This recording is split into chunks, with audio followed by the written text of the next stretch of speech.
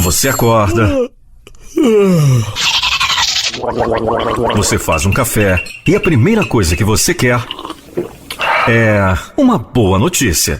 Aquela dada com credibilidade e imparcialidade. Então, tá feito. Café com Notícia, trazendo as primeiras e principais notícias do dia. Café com Notícia. Bom dia, desperte para esse novo dia. Em 5 segundos, Café com Notícia.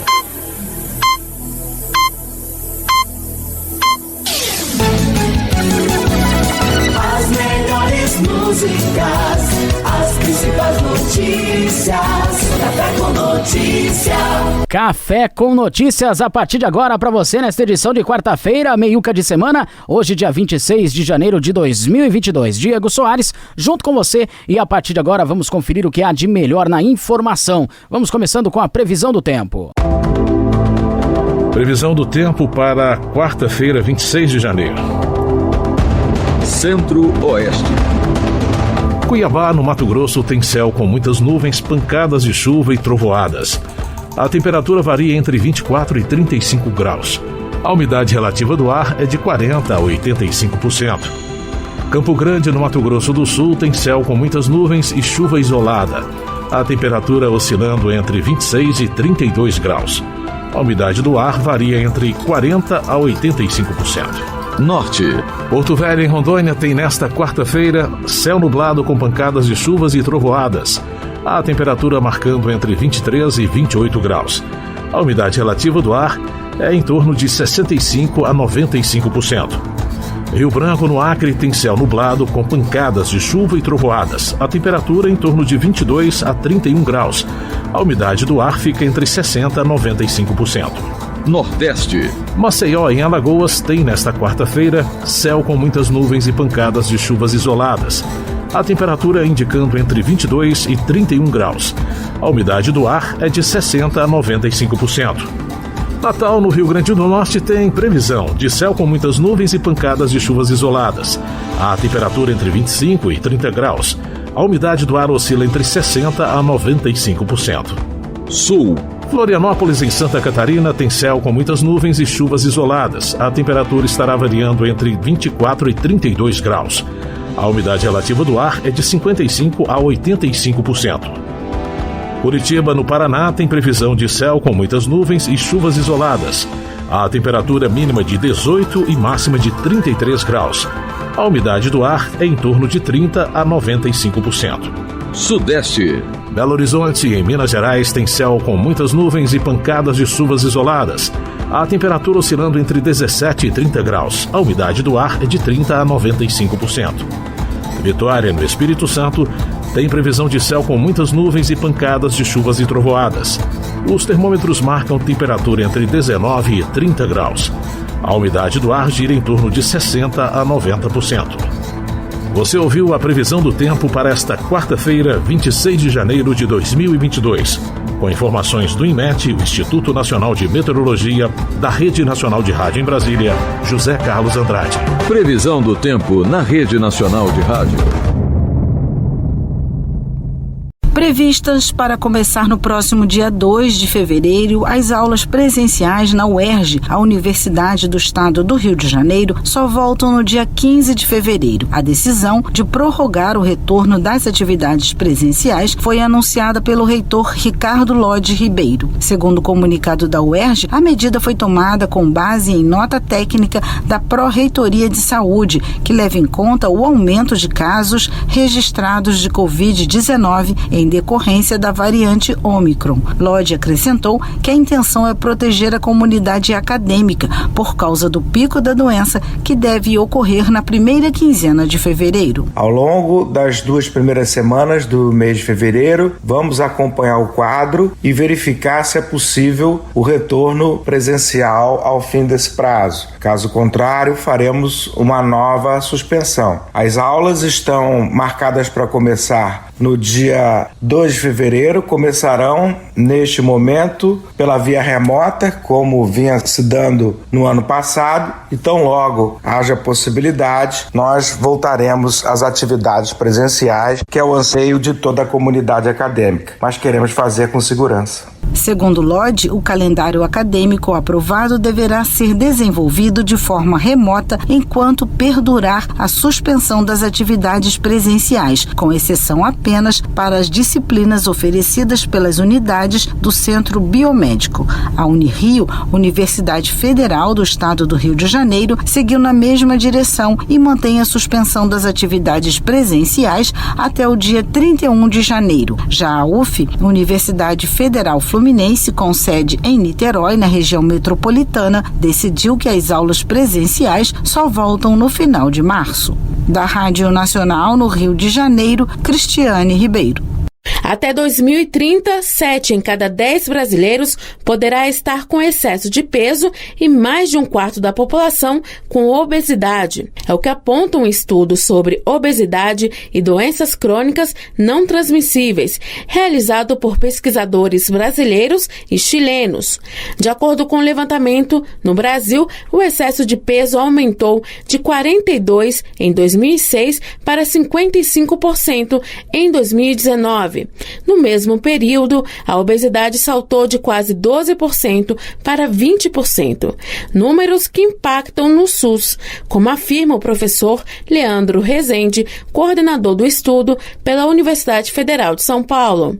No sentido de quanto se gasta com tratamento de 30 doenças crônicas associadas com o excesso de peso e obesidade. Encontramos que dos 6 bilhões gastos em 2019, 1,5 bilhão foram atribuíveis ao excesso de peso e obesidade. A pesquisa alerta que as políticas públicas devem priorizar ações voltadas para combater o controle das causas da obesidade em populações, como destaca o professor Leandro Rezende. E a gente define como causa populacional um conjunto de mudanças, especialmente no sistema alimentar, que foram ocorrendo a partir da década de 70 e 80, mudança nas leis agrícolas, mudança na legislação quanto ao marketing, quanto ao processamento dos alimentos, tornaram então o problema do excesso de peso e obesidade uma epidemia. Então, as causas do excesso de peso e obesidade, elas devem ser combatidas no âmbito populacional, ao invés do âmbito individual, para que possamos ter estratégias de prevenção mais assertivas. A psicóloga e psicanalista, cofundadora do movimento Saúde Sem Gordofobia, Laís Selmer, diz que é importante ações que conversem com a realidade socioeconômica de cada um. Aquela culpabilização de um estereótipo. Então, você tem um corpo gordo, então você vai causar um pane na saúde. Muitas vezes a gente responsabiliza o indivíduo e às vezes esse indivíduo por si só não tem uma condição, pois a maioria consome alimentos multiprocessados por não ter recursos financeiros, que são os alimentos mais baratos que a gente tem, ou até mesmo acesso à informação de que esses alimentos não são bons. Tem pessoas com acesso à academia, à atividade física, ao esporte, e tem pessoas que nem internet para ver alguém ensinando exercício tem esse acesso. As doenças crônicas não transmissíveis são causadas por diversos fatores de risco, entre eles a obesidade. São as doenças cardiovasculares, doenças respiratórias crônicas, cânceres e a diabetes. De acordo com a pesquisa, somente em 2019 elas foram responsáveis por 55% das 738 mil mortes de adultos no Brasil. Dessas, 56% ocorreram com pessoas entre 30 e 69 anos de idade e, portanto, consideradas pelos especialistas como prematuras e evitáveis. Da Rádio Nacional em Brasília, Cariane Costa. Café com Notícias fazendo um rápido intervalo e voltando já. Café com Notícia. Você está ouvindo Rede Missões. Café com Notícia. Café com Notícia, sempre informação para você. O índice de confiança do empresário do comércio, divulgado nesta terça-feira pela Confederação Nacional do Comércio de Bens, Serviços e Turismo, atingiu 121,1 pontos em janeiro, a segunda alta consecutiva, atingindo o maior patamar desde março de 2020, primeiro ano da pandemia. Para a economista da CNC, Catarina Carneiro da Silva, o resultado sinaliza o otimismo do setor. Esse resultado positivo foi principalmente por causa do momento atual que o empresário está enxergando. Dentro das condições atuais, o destaque foi a economia, pois os empresários já estão vendo uma melhora. Essa melhora leva a uma melhora também da expectativa. Se a gente ver o índice de expectativa do empresário, foi o maior indicador e também com maior crescimento, de 1,8%. Novamente, o destaque é a economia, pois a maior parte dos empresários já estão enxergando uma melhora na economia no longo prazo também. A pesquisa mostrou ainda que os empresários estão mais otimistas quanto à geração de empregos, sinalizando que a recuperação do mercado de trabalho deve continuar. Para a CNC, os números refletem o avanço da vacinação e a consequente volta à normalidade. Da Rádio Nacional, no Rio de Janeiro, Solimar Luz. Em 2021, o Brasil bateu recorde histórico de exportações de frutas. Segundo os dados apresentados no Boletim Hortigranjeiro 2022, divulgado pela Conab, a Companhia Nacional de Abastecimento, órgão vinculado ao Ministério da Agricultura, Pecuária e Abastecimento. O faturamento superou a casa de $1 bilhão, sendo 20% maior que o registrado até o final de 2020. Outro destaque foi o volume de frutas frescas vendidas para outros países, que ultrapassou 1 milhão de toneladas, 18% maior em relação ao mesmo período do ano anterior. As frutas mais exportadas foram mangas, com 20% do total, seguido pelos melões, com 14% das exportações. Os principais destinos desses alimentos foram a União Europeia, com 48% das exportações, seguida dos Estados Unidos e do Reino Unido, com 16% e 14%, respectivamente. Segundo Joyce Fraga, gerente de estudos do mercado hortigranjeiro da Conab, uma série de fatores favoreceram a quebra do recorde de exportação. Nós temos uma série de fatores que explicam esse recorde na exportação de frutas. A demanda externa muito aquecida dos países procurando frutas, procurando uma alimentação mais saudável, em meio à pandemia. Também a boa produtividade das frutas brasileiras, a qualidade dessas frutas que vão ser exportadas, e com isso a gente tem conseguido alcançar esses níveis bem elevados de exportação de frutas. De acordo com o Ministério da Agricultura, a abertura de novos mercados por meio de parceria entre países também contribuiu com esse número. Desde 2019 foram abertos mais de 150 novos mercados externos para produtos agropecuários pelo Ministério. Com supervisão de Raquel Mariano, da Rádio Nacional em Brasília, Lucas Cupertino.